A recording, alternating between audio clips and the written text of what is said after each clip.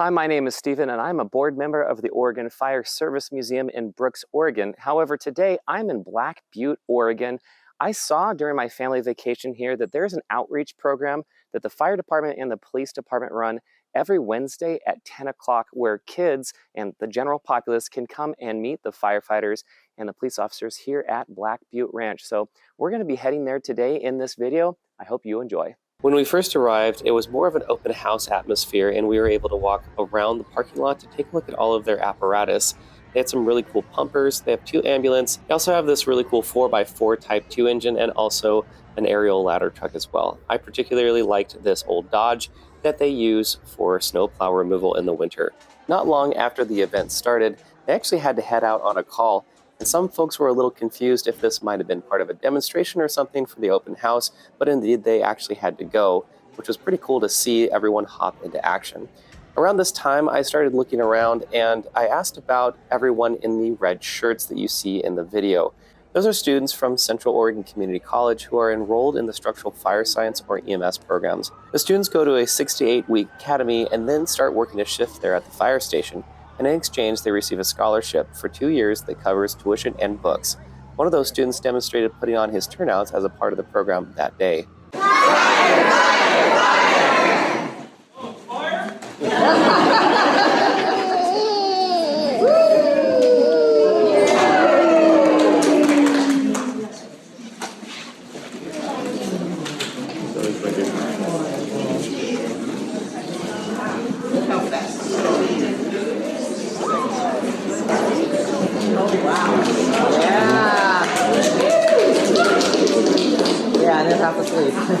So this hood here prevents the burning around his ears and stuff.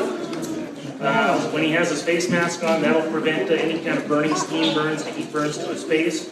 Obviously, we're not going to be going in, these guys aren't going to be going into direct fire, but the coat and hand squares are like triple layer. The outside is Kevlar. It protects against cuts. He's got a thermal barrier inside that protects against steam, and then a quilted barrier that protects against the heat.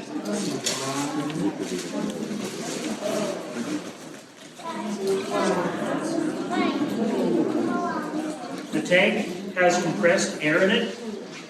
If he's just sitting here, not exerting himself, approximately 45 minutes of air in there. If you're working hard and sucking down a lot of air, as these guys do if they're inside a fire working hard, 15, 20, maybe 30 minutes max, depending on how active it is. Wow. Good job. Wow. Good job. One thing that was highlighted during that program is the importance of understanding, especially for the kids, that if you ever see a firefighter with all of that gear on, that they are there to help. It's really glad that that was brought up. After that program, they had a really cool demonstration outside where they let kids use a real fire hose and to put out a simulated fire. We actually have one of these at the Fire Museum as well. My son did a really good job putting out that fire, and then cousin Ollie had his chance as well. He had a couple of problems getting out some of those flames at the top of the house, but he eventually got it out as well. But there was a huge line of kids that wanted to do this demonstration, and it is always a real hit. All in all, everyone had a lot of fun, and I'm very thankful that we had a chance to go. It was definitely one of the highlights of our vacation there. It's programs like this that I think are going to be really helpful to get people engaged with their local fire department. There's a huge need for firefighters, and particularly a huge need for volunteer firefighters. So I hope that this is something that you can show your kids to get them excited about the fire service. And if you're an older adult and you're over 18 years old, most departments around the country need volunteers. So find your local volunteer fire department, and there's a job really for almost everybody. Even in my own personal journey, I realized that I could be an apparatus operator for one of my local departments. And so that's something that I'm going to be doing in the next couple of years. So we hope that you enjoyed this video. Make sure and follow the Oregon Fire Service Museum here on Facebook and also on our YouTube to keep track of other innovative programs that we see throughout the state. We are a volunteer-run organization, so our video content might be a little slow to get out.